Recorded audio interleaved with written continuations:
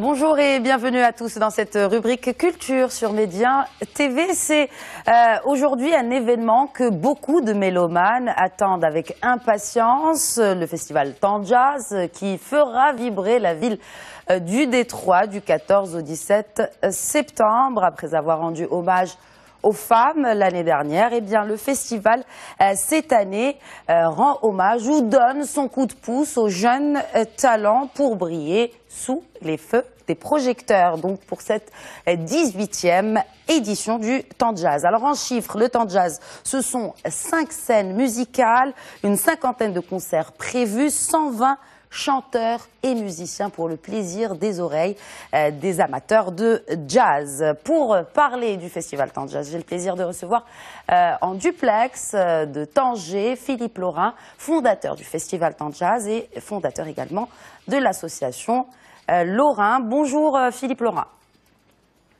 Bonjour Khadija, merci de m'avoir invité. Bienvenue encore une fois. Alors cette année, le Tanjaz, c'est le tremplin des jeunes talents. Oui, enfin, c'est un tremplin de plus ou moins jeunes talents, un tremplin total de jeunes talents pour la scène marocaine, que nous appuyons et que nous aidons depuis déjà 2 ans et demi, presque 3 ans, et puis d'autres qui sont déjà un peu plus en chemin vers la célébrité, qui viennent de beaucoup de pays différents, de Croatie, d'Espagne, de beaucoup d'endroits, qui sont peut-être les futures stars de demain.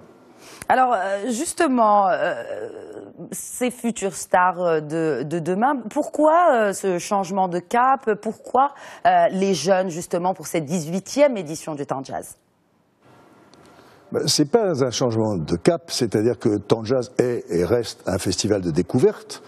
On a dans le temps découvert des tas de jeunes femmes, de musiciens qui sont devenus beaucoup plus célèbres après. Je pense à Stacey Kent, à Robin McCall, à des tas de gens comme ça. C'est simplement le thème, c'était comme on avait voulu faire l'année dernière, on avait fait les femmes parce que on parle jamais des femmes musiciennes. Cette année, on voulait un petit peu mettre en lumière ces gens qui travaillent, qui sont de bons musiciens et qui se donnent beaucoup de mal pour percer. Et on a choisi la voix parce que c'est ce que les gens préfèrent souvent. Alors en parlant de 109, ne pensez-vous pas que après 18 éditions, on pourrait envisager un changement de concept, peut-être en impliquant un peu plus les acteurs locaux, Philippe Laurin?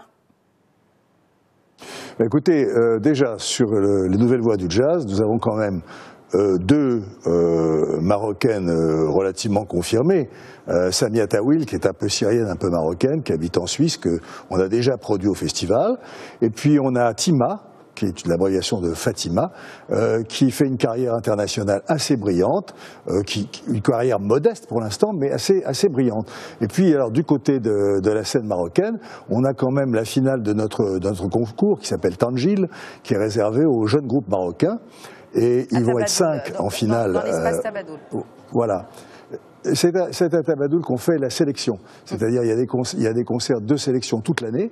Les gens les groupes déposent leur dossier, on l'examine. Si on aime bien leur musique, on les convie à venir à Tanger. Ils se produisent à Tabadoul où le jury décide s'ils passent le cap, s'ils passent pas le cap. On va donc finir avec 5 groupes entièrement marocains, dont 2 seront consacrés ce soir-là. On les aidera ensuite avec de la promotion, peut-être à faire un single. Voilà, c'est un programme qu'on a appelé Tangil et qui est l'aide aux jeunes groupes marocains. Voilà. Alors, comment ce festival, justement, joue en faveur de la ville de Tanger, le tourisme? Est-ce que vous avez des chiffres, justement, sur les retombées du Tanjaz, Philippe Laurin? J'ai des chiffres qu'on veut bien me communiquer parce que, si vous voulez, on n'est pas un institut de sondage, donc on sait quelle fréquentation on a. Mais je peux vous dire une chose, c'est que tout d'un coup, on sait beaucoup plus de choses depuis qu'on a mis sur notre site de la vente de tickets en ligne. Or, dans cette vente de tickets en ligne, les gens sont obligés de se nommer, de donner leur adresse, de donner leur mail. Et je peux vous dire à l'heure actuelle qu'il y a très peu de Marocains qui ont acheté leurs billets en ligne. En revanche, il y a énormément de ventes à l'étranger. Et on a eu des surprises de voir des gens qui à acheter des billets depuis Berlin, depuis Hanovre. Le dernier en date est le plus étonnant de tous depuis Bangkok. Mais on a beaucoup de Gibraltar, d'Espagne, de France. Donc ça veut dire que il y a des gens, alors, certains j'en connais leur nom parce qu'ils viennent à Tangiaz depuis au moins 15 ans, tous les ans. C'est des gens qui viennent d'Europe spécialement pour assister à ce festival. Alors maintenant il faudrait demander aux hôteliers quel est leur coefficient de remplissage pendant Tangiaz, aux restaurateurs s'ils ont plus de monde, aux taxis si on les utilise plus. Je crois que c'est une étude qui mériterait d'être faite, mais que nous n'avons pas les moyens de mener.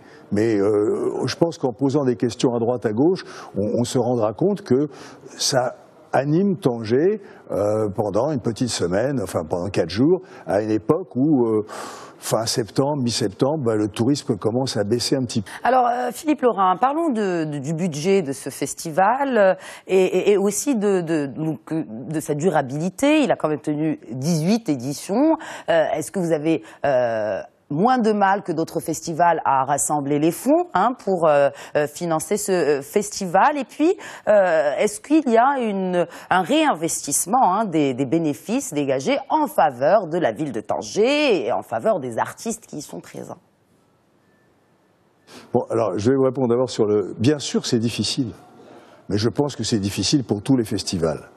Alors on me dira que pour nous, c'est peut-être un petit peu plus facile parce qu'on n'a pas un gros budget. Alors on pense que c'est plus facile de réunir. Notre budget pour cette édition est de l'ordre de 3 200 et quelques mille dirhams. Pour 55 concerts, 6 scènes, c'est une performance, j'estime que c'est une performance. On ne peut arriver à ça que par un bénévolat conséquent et une gestion extrêmement rigoureuse. Donc c'est très difficile de maintenir en vie un festival. D'ailleurs, il y en a qui ont plus ou moins disparu au Maroc et je le déplore parce que la vie culturelle est importante. Il n'y a pas d'économie que sur le culturel. Bon, et maintenant les bénéfices, puisque vous voulez parler des bénéfices, on n'en fait pratiquement pas. Puisque quand on a un petit excédent, on le met de côté pour l'année suivante en se méfiant. Il se trouve qu'on a un sponsor important qui nous a fait défaut il y a 2 ans. Ça a fait un gros trou et on a mangé toutes nos petites économies. Donc les écureuils que nous sommes se retrouvent pas avec beaucoup de noisettes pour l'hiver. Mais ça ne nous empêche pas, hors le problème d'argent, de participer à la vie culturelle de Tanger. Nous avons également une troupe de théâtre qui est très active, avec un atelier théâtre où on forme des acteurs. C'est un autre volet de notre activité. Et on continue toujours à former des groupes, à recevoir des groupes à Tanger, des groupes de musique marocains, et à les piloter un petit peu. Voilà. Alors, pour terminer, Philippe Laurin, donc programmation très riche cette année, des artistes des 4 coins de la planète. Pouvez-vous nous en dire un peu plus ? Ben écoutez, on a des gens extrêmement différents qui ont aussi des styles extrêmement différents. J'en veux pour preuve que on a par exemple vendredi soir sur la première scène, sur le premier concert du soir, on a une jeune espagnole qui s'appelle Rita Payés qui vient de l'école de musique de Saint-Andreu à côté de Barcelone, qui est carrément une pépinière de talents, de jeunes talents. Cette jeune fille va chanter, elle chante magnifiquement, elle n'a pas 18 ans. Il a fallu que sa mère l'accompagne d'ailleurs pour qu'elle puisse venir au festival. Bon, on a le lendemain sur cette même scène un chanteur qui s'appelle Daniel Chachirra, ça se dit comme ça, mais qui est Cassija si on veut, qui est né bien sûr en Croatie, qui s'est sauvé en 90, qui habite maintenant l'Allemagne et qui a été couronné par Downbeat. Je vous rappelle que Downbeat c'est la publication professionnelle du jazz aux États-Unis, a été meilleur chanteur de l'année 2013. Vous voyez, ils ne sont pas tout à fait débutants quand même. Et puis on a des femmes magnifiques. On a Samia Tawil, tout à l'heure je l'ai dit, on a Tima, on a une fille extraordinaire qui est née à La Réunion qui s'appelle Morgan J, qui joue du banjo, qui fait une musique extrêmement originale. Et puis on a Janice Peruzzi. Je voudrais parler de Janice parce que Janice est une chanteuse de jazz qui connaît tous les standards parfaitement bien, qui les chante parfaitement bien, et puis qui s'est retrouvée au sud du Maroc et qui est tombée amoureuse du Maroc, qui ne le serait pas, et qui a fait un travail magnifique avec des musiciens marocains, pas un travail de fusion express comme on fait au dernier moment, mais un travail d'imprégnation très long, très fort, et qui nous fait un concert magnifique. Philippe Laurin, merci beaucoup. Je rappelle que le Tanja, c'est du 14 au 17 septembre à Tanger. Merci à tous de nous avoir suivis. C'était la rubrique Culture sur Média TV. Je vous souhaite une excellente suite des programmes sur Média TV et mediantv.com.